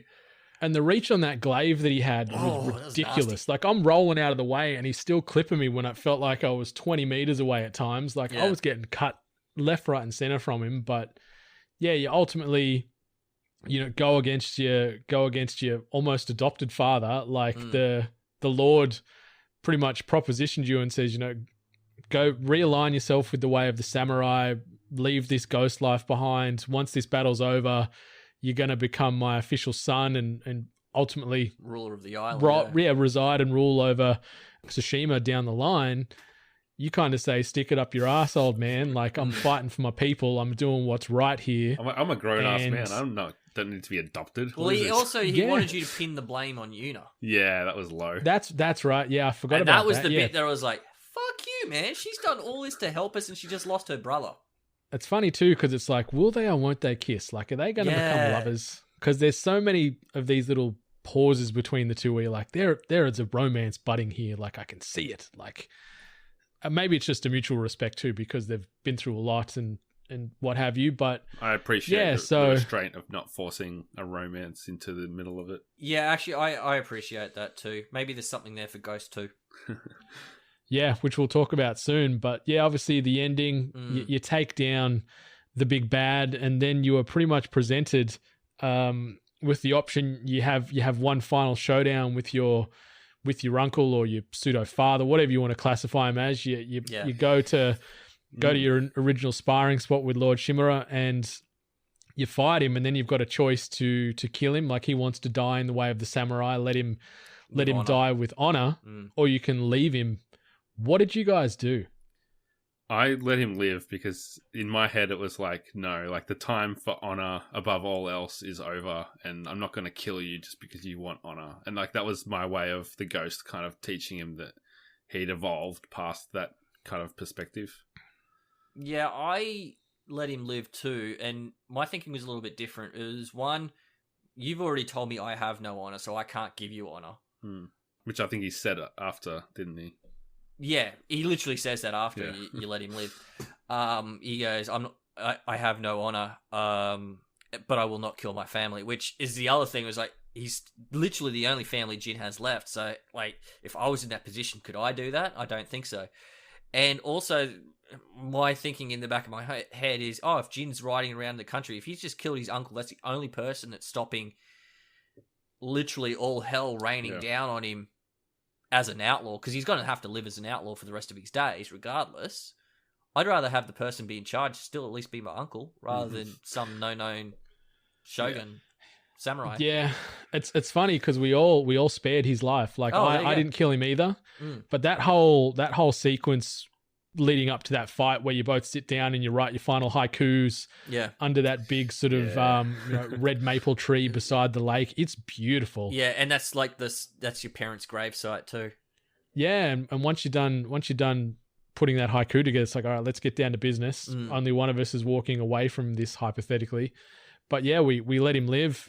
And it was a pretty big moment, but I was with you guys. I'm like, we're done with the killing. We don't need any more unnecessary deaths. I get it that Jin says he has no. I still like to believe that he's got a bit of honor because the things he did, for his people and for his country, I think transcend the way of the samurai. But old man logic with Lord Shimura says otherwise. But but walking away from that and your sort of uncle, you're going to be hunted like a dog for the rest to the end of your days. Blah blah blah. You're an outlaw. All that stuff.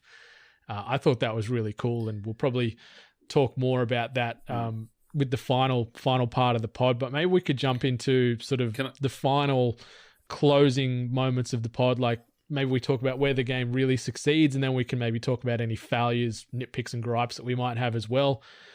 And I guess this sort of backs in old Lefty Logie, even though I pronounce it as Loggy, but I'm assuming you'd pronounce it as Logie because obviously we're talking about Logan here on the Twitters. We could say it's Loogie and he likes to spit. Yeah, Lefty Loogie. There we go. He's a spitter. Because he's pretty simple with his tweet here. He just wants to know, how is this game so fantastic? So, Jono, do you want to jump in the captain's chair here and lead this discussion? Yeah, I mean, I think we went pretty deep at the start about the things that the game does right. I think it's the combination of variety of combat, interesting characters that feel real and each feel different. Like, there's no really confusing any of the characters in this game, I think. And just an amazing setting and a story that doesn't let it down, I think. It's satisfying and there's tension, and I think all of that makes for a great formula, pretty much. No, I agree. Anything you want to add to that, Benny, or are you sort of pretty much nodding along like me with Yeah, Jono? I'm nodding along. I think we covered a lot of it at the start, just saying why we enjoyed the game so much, and it literally is, and I said it at the start as well.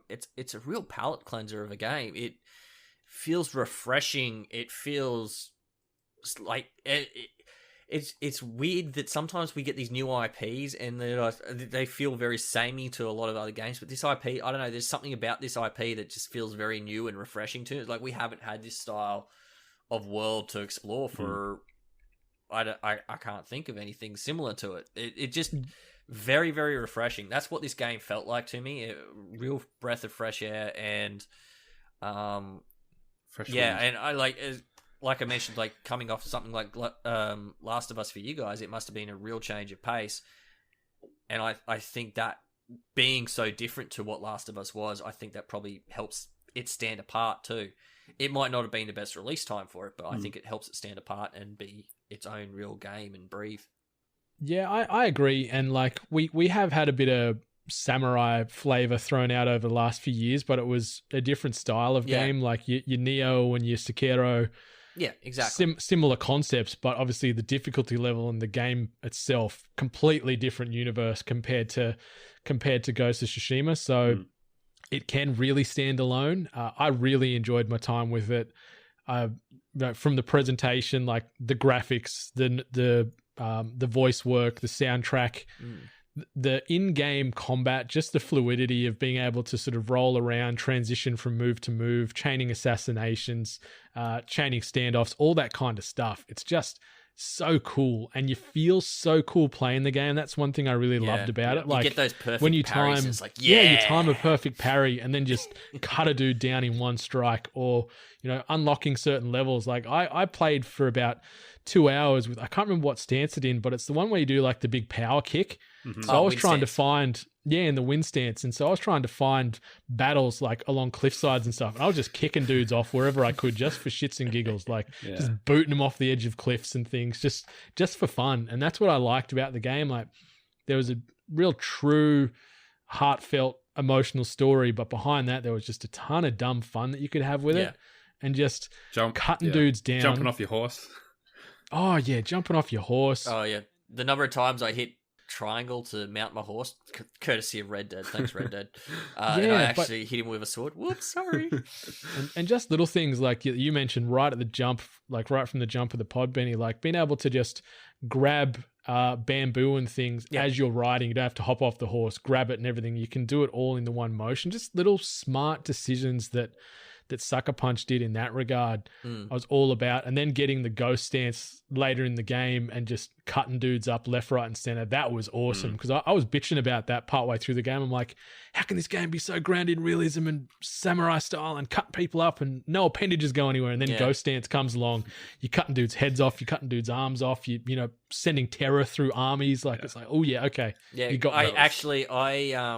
because in our Discord channel, check out the 8-Bit Discord while you're there.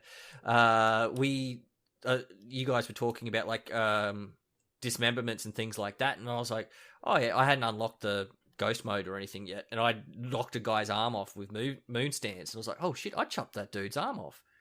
And then I unlocked the ghost stance when I slaughtered the general, and I was like, oh shit, fuck yeah, let's go kill some dudes. This is awesome. Yeah, I have to You say just turn they're Terminator pretty, mode on. they're pretty reserved with the violence. As much as it's a super violent game, it doesn't have the kill shots and the gruesome nature that you probably would expect from something like this. But I think that's when it does have those gruesome acts and things like Stands when out. you go into Ghost Dance and like Tarka's death and all the things that Khotan does. And even the poisoning of the Mongols, when you poison all the Mongols at the end of Act 2, that makes the impact of those far greater. Steer clear of the goat's milk, eh? Yeah. Oh, yeah. There's something I wanted to shout out as well before we move into the nitpicks. There's something about this game, like it wouldn't exist without Assassin's Creed, I think we could say. Oh, yeah, 100%. Mm-hmm. And there's something about it that's almost like the logical extension of where the older Assassin's Creed games were going, but they went in a different direction.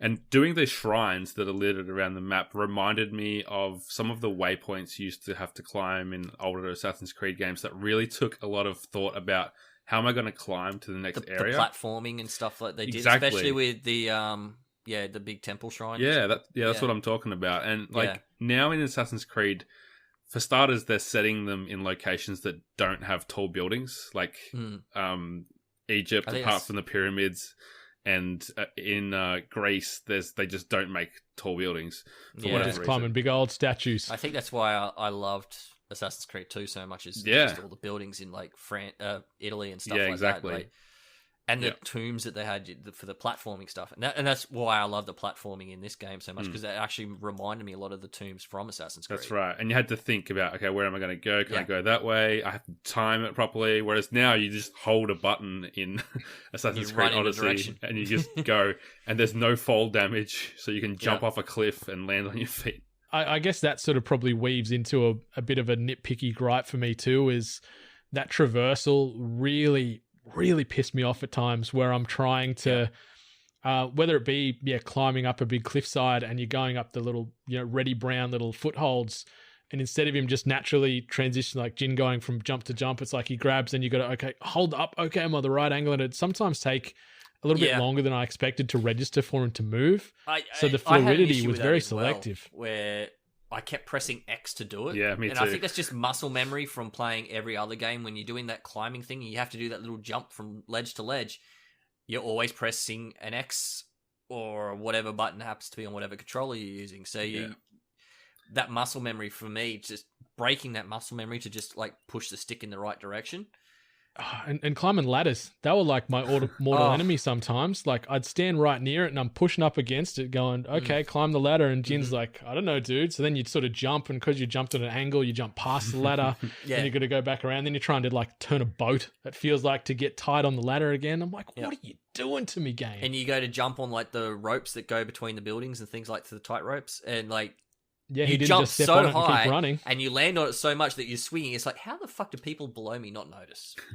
Yeah, that's why I wish they did the hold X to sort of enter, ghost mode almost, and you can just, like free enter stealth run. mode. Like I think Batman does it pretty well, where you hold down the trigger to make sure you're stealthing. Yeah, so that were my biggest issues, was just the sort of moment to moment movement in when you're trying to stealth, when you're trying to climb. That felt really disjointed to me, and it frustrated me a lot. Didn't have any issues with combat and using abilities and items and stuff. I thought that was all mapped really well to the controller. I had some issues with that actually. Like I felt that changing weapons sometimes was really clumsy. So, you hold down your R2 to change your ghost weapon and everything slows down, and that's awesome because that's what you want in the middle of battle. But if you want to switch from your short bow to your long bow, or from that to a bomb that you throw, there's no slowing down. You have to hold L2 and tap L2, like the D-pad. D-pad up or right. Yeah, and in combat, I just found myself getting flustered and not being able to do it in a seamless way. I had one little issue with that, and I think it's just a reflection on the PS4 controllers, is because the triggers are still digital. Thankfully, we're getting the analog triggers with PS5. Yeah. My fingers might have sometimes been a little bit quicker than another finger or something like that, so taking my finger off the trigger So, like, say I'm holding down R2 to switch sword stance, I'm too slow taking my finger off the trigger, and I've hit. So instead of going to wind stance or water stance, whatever it is, I've gone back to wind stance because I'm straight away hitting the triangle to throw a heavy strike on whatever enemy I'm trying to hit. So I found I was doing that quite a lot. And same when switching like between bows, all of a sudden I'm using my explosive arrow or my fire arrow instead of a normal arrow. Like, oh, shit, I didn't mean to select those. Yeah, I found I was using a Nacon Pro controller, so it's got 4 buttons mapped on the back that you can allocate to whatever you want as well. So I didn't have to find myself jumping off the sticks or off the triggers. I'd just be able to use my pinky and my ring fingers to sort of do the X or circle rolls or whatever it is at the same time. So it made it a little bit more fluid and easier to jump in and out of stuff. But I understand what you're saying. When I was playing with the normal PlayStation controller, it was a little bit antiquated feeling at times. Yeah. Yeah, and I like I said, I think that's just a nitpick more on the actual controller and my not so dexterous fingers rather than the actual game itself. And that's I think that's just a letdown of the hardware that I was using. The PlayStation 4 controller is the worst out of the big three. Yep, that's pretty much true. I'm keen to see what the DualSense brings.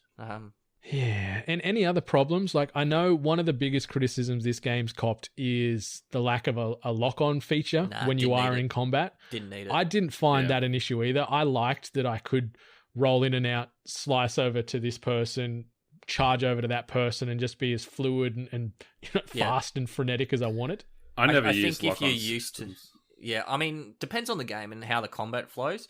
So, like, I think if you're used to the way this style of game works, like, you don't need a lock-on system I'm guessing for, like, the kunai or even the sword combat.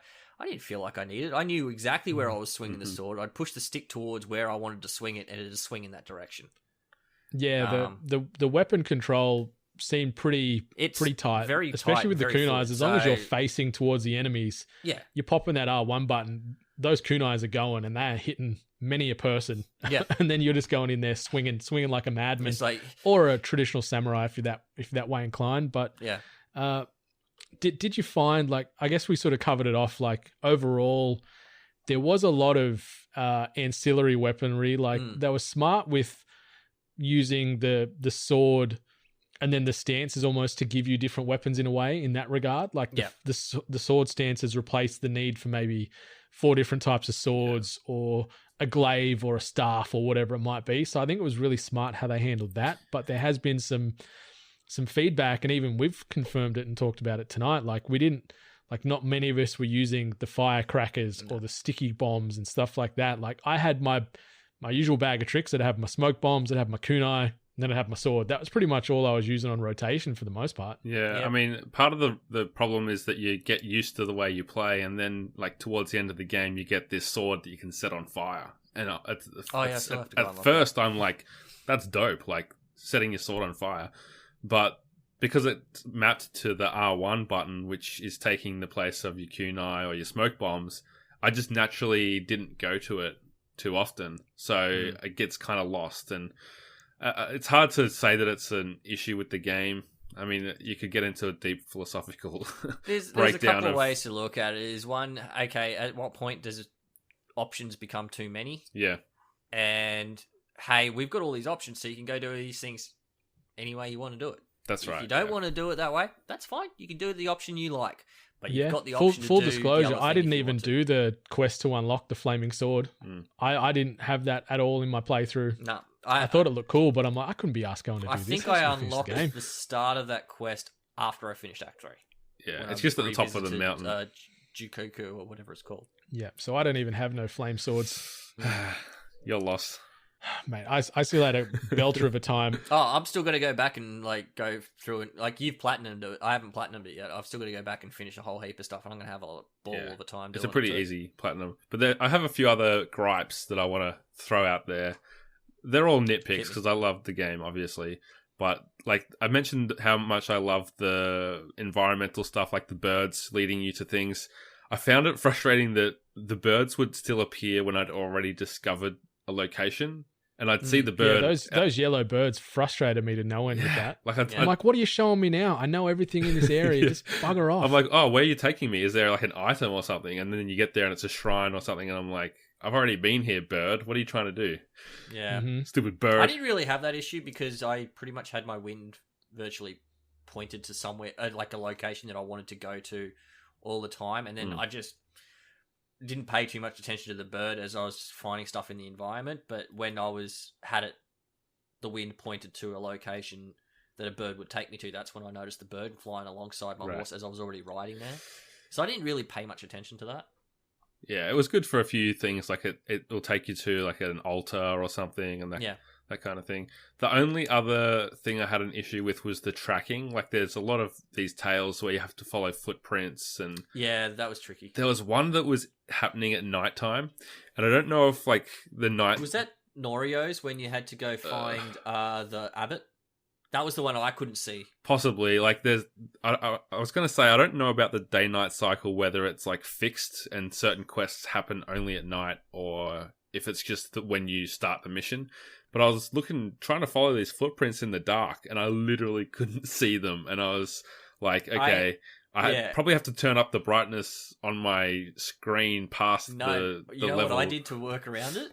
What's that? I opened photo mode, went to the exposure settings, and adjusted the exposure to maximum. Like, there they are. They go that way. Oh, that's smart. I should have done that. I actually thought of that a couple times where there was like heaps of fog, and I was like, I'm pretty sure there's something out there. So I would go to photo mode and go to clear day weather and say, oh, yeah, there's the lighthouse over there in the distance. Yeah, that's it. Yeah. A little game the system. Cheating, but they give you the tools to do it. It's the kind of thing where, like in The Witcher, you'd put on your Witcher sensors and then there's a bit of glow around it. And I know that's not what they're going for in this game. It's a realistic But at the same time, when you do click the bloody main interactive button, whatever they call the big face button on the PlayStation controller. Yeah. That's the word. It'd highlight enemies, so why wouldn't it highlight footprints? I thought that was probably a bit of a missed op where it could go into stealth. Not even just footprints. Like sometimes you have to like search an area for evidence. You have no clue what the hell you're looking for. It's like you come to one of the camps for Sensei's quests, and like he goes, "Oh, see if you could find anything that might help us locate her." And you're just walking around for like 10 minutes. Like, I don't know what the hell I'm looking for. Yeah, then all of a sudden he goes, "Oh, what's this over here? Oh, there's something over there." Or the icon will just pop up after it. I found it good that like an icon would pop up after a certain amount of time. I found it annoying that I had to wait that certain amount of time for it to pop up because I just had no clue what the hell I was looking for. Yeah, clearing Mongol camps sometimes was a pain in the ass like that, trying to find the last banner or the last enemy, and it just wouldn't pop up for ages, and you just run around like an idiot. Yeah I actually cleared everything out of a camp once, and the only thing that was missing was the banner. And it actually rotate, like, so the people had moved back into the village and, like, the mission had ended. But to actually finish the camp, I still had to go find this freaking banner. Oh, wow. Yeah, because it was the one for... It was part of the Yuriko's quest where you have to go get the reed and everything. So I'm clearing out that town that she's pointed you towards. And I've cleared out, like, I've killed the general and all that. So all the Mongols are gone, and then all the Japanese have come back in, and, the town's back to normal. But I'm still trying to find this freaking banner. Yeah, that was a bit of a pain. Yeah. I guess putting a bow on the game itself, what would you guys give it the old cliche out of 10? For me, it's probably a 9. I really liked it. It's not perfect.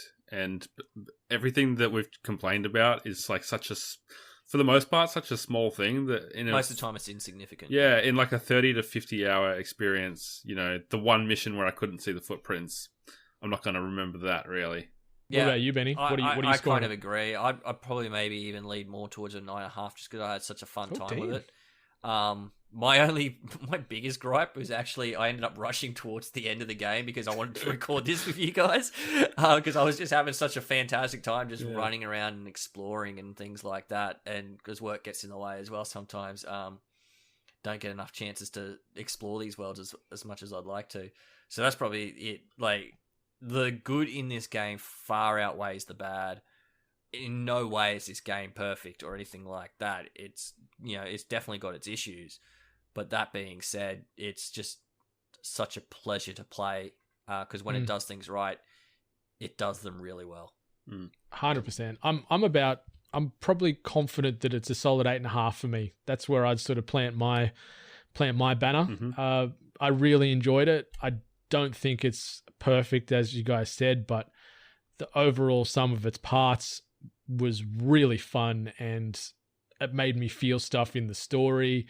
I was really enjoying the combat. I really enjoyed the concept. It's a fantastic new IP. Mm-hmm. And that probably leads us to the very last question of the podcast. And is there going to be a sequel? Do you believe there should be? What's your feelings on it? Jono, are you happy with it being finished off, one and done, or do you want more Jin and his merry band of misfits? Where you at? I mean, it comes down to, does it make sense to do more? What would they do differently? And I could see them moving to another island, or like maybe he has to get away from Tsushima because he's an outlaw or something. So I think it's possible. You wouldn't want to see it just go back to the well unnecessarily, which kind of, I tend to think that it would be just bringing him back to do the same thing again. Like it's a really complete cycle, this story, and I guess it ends with him as an outlaw, and that makes it a bit different. Like maybe you got a bit more of a target on you in the next game if they decide to bring back for more. But yeah, I mean, I trust Sucker Punch completely in a similar way to like The Last of Us. I didn't think we needed a sequel to that, but the sequel was fantastic because of the developers behind it. So yeah, I'm looking forward to whatever they do next, regardless. Yeah. What about you, Benny? Are you happy with the experience you got, or would you be open to more in Ghost of Tsushima Part 2? Yeah, see, I don't know story-wise where they could go. It's pretty much the same as what Jono was saying. It's just, to me, I'm like, oh, where would you take the story next if you were to make a sequel? Like, I can't imagine that. It's like, well, the Mongol invasion's over. We've, defeated Kotal Khan. I mean, I don't know enough about my Japanese history to say, hey, is there something else that Jin could fight? Or would they go to being a new character? So, okay, Ghost of Tsushima is a one-and-done story. That's a complete, sold story, finished. Here's another samurai tale. Ghost of blank. Ghost. I don't know if it's Ghost of or whatever it is. Spirit of Tokyo. Yeah, but like there could be something else that they could do. That's probably where I'd think it'd be, is like some other samurai tale somewhere else in Japan. Conspiracy theorist hats, Ghostwire Tokyo is the unofficial sequel already, and they've already implanted it, and that is the sequel to Ghost of Tsushima. No, but in all honesty, I could see him going to the mainland and him maybe something to do with the Shogun, like where it's going to go to the big, Japanese overlord, and you're just going to be on the run. Like maybe it does sort of lean more into that Assassin's Creed style where you are on the run, constantly trying to avoid your pursuers, as opposed to trying to reclaim your lands. You're just trying to survive and maybe reclaim your name. Yeah, I don't know. I think Jin's just so against killing his own people that if he's going up against the samurai and the shogun, it just doesn't fit with his narrative. Yeah. That's ultimately, though, if they do a sequel, they'll have to decide for you what the outcome of this game was. Like they'll have a fork in the road where they go, okay, for Ghost of Tsushima Part 2, you did kill Lord Shimura at the end of number 1, and this is the flow-on effect. So maybe that's what they do. You've killed him, so now you are almost, outside of the Mongols, the most wanted person, in Japan. So everyone's on you, and maybe you're trying to sort of avoid that and clear your name and bring more honor to your Ghost of Tsushima family. Part 2 or whatever they end up calling it could be set 100 years in the future from this game or something like that, and then the Ghost armor is one of the mythic armor sets that you can collect. Yeah. On the topic of Lord Shimura, Brendan, there's something about his death that I didn't mention before, and it was the fact that you had that choice. Apart from that one random side mission you mentioned, it's the only time that there's a dialogue or a choice option in the game. Oh, there's dialogue options as you're riding your horse, but it's the only time you really had a choice in the consequences. And it kind of stood out to me. It was unexpected, like, oh, we actually get to decide something here. So I wonder if there was a sequel and they have to make it somewhat different, whether they incorporate a bit more of an honor system. Maybe there's more consequences for your actions in the world. You can Nemesis system. Yeah, whether it's a Nemesis system or maybe like more of like a BioShock thing where you can like save people or or kill them. Harvest their organs. Just something where you have a choice as you approach an outpost of the way that you want to do it, and that starts to shape the world around you. I guess bringing something like that in would give it a bit more reason to exist as a sequel. But yeah, we'll see. I'm curious. Like, I wouldn't be opposed to more Ghost, and like as we've mentioned and referenced a lot in this pod, The Last of Us, we thought that was a singular experience, one and done, but they've managed to get so much more out of that world with part 2. So I think with the talent there is in writing staffs at a lot of these game development companies nowadays, they would be able to conjure up a story that would justify a sequel. And I'd say ultimately money talks, and the fact that this thing is moving units like there's no one's business, I'd say they're already talking, to Sucker Punch, what have you got? Where could you take this story? The world is hungry for this game. We want more of it. What can you bring to the table? So we also want. I'd say they're probably already massaging ideas. What was that? Really. A lot of people probably want another Infamous game, because the only real one we got on this generation was Second Son. That was a bit more of a letdown. Yeah, I liked it, but I enjoyed my time with it, but the combat in it sucked. Brendan, are you going to go back to Ghost of Tsushima? If I got nothing else to do, I'd say, but I'm happy. Like, if I never played it again until the inevitable number 2 that we're talking about here, I'd be content with what I got out of it. So I've made peace. Version? Yeah. Oh no. I'm not big on that. Like, I'm not all about, I'm going to play it again because there's enhancements. I'm like, I've had my experience. I've played that story. I've made my decisions. I'm moving on to the next thing. On that though, because you've left so much of the game uncovered and tales unfinished, if there is like a upgrade on PS5, you download a patch or whatever it is, and you get the better version, you've at least got some stuff there to try out to see what that's like. Yeah, maybe. It doesn't really incentivize me too much. Like, I felt like I got a pretty good experience on the Pro. Played beautifully on the Pro. Like, it was one of the noisiest games we've ever played on the Pro, don't get me wrong, but it was gorgeous. But yeah, I'm happy. Like, the 25 odd hours or whatever I got out of it, that was good. I'm happy to move forward and wait for the next big experience. But yeah, listeners, this has been our Spoilercast episode of Ghost of Tsushima. Obviously 83 on Metacritic, 90 on Jono Critic, 95 on Benny Critic, and 85 on Brendan Critic. What did you score? What were your feelings? Hit us up on the socials at We Are 8-Bit, or if you want to hit up Benny at the Spawny13, Jono at Jono himself, or myself at Brendan 8-Bit. Let's keep this dialogue going on the socials or on Discord. Let us know your loves, your hates, and everything else in between on the Ghost of Tsushima. Share us your photo mode shots. Oh yeah, Foxes. Let me live through your photographic abilities, because I can't do it. Because I know if I went down that path with photo mode, I'd be lost. I'd be in there for days. Like, I'd come out like, what year is it? Like Robin Williams style in Jumanji. Yep. Like, that'd be me after photo mode, especially with COVID right now. So yeah, this has been Spoilercast, Ghost of Tsushima episode. Thanks everybody for stopping on by. But until next time, 8-Bit Nation, much love. Stay hungry.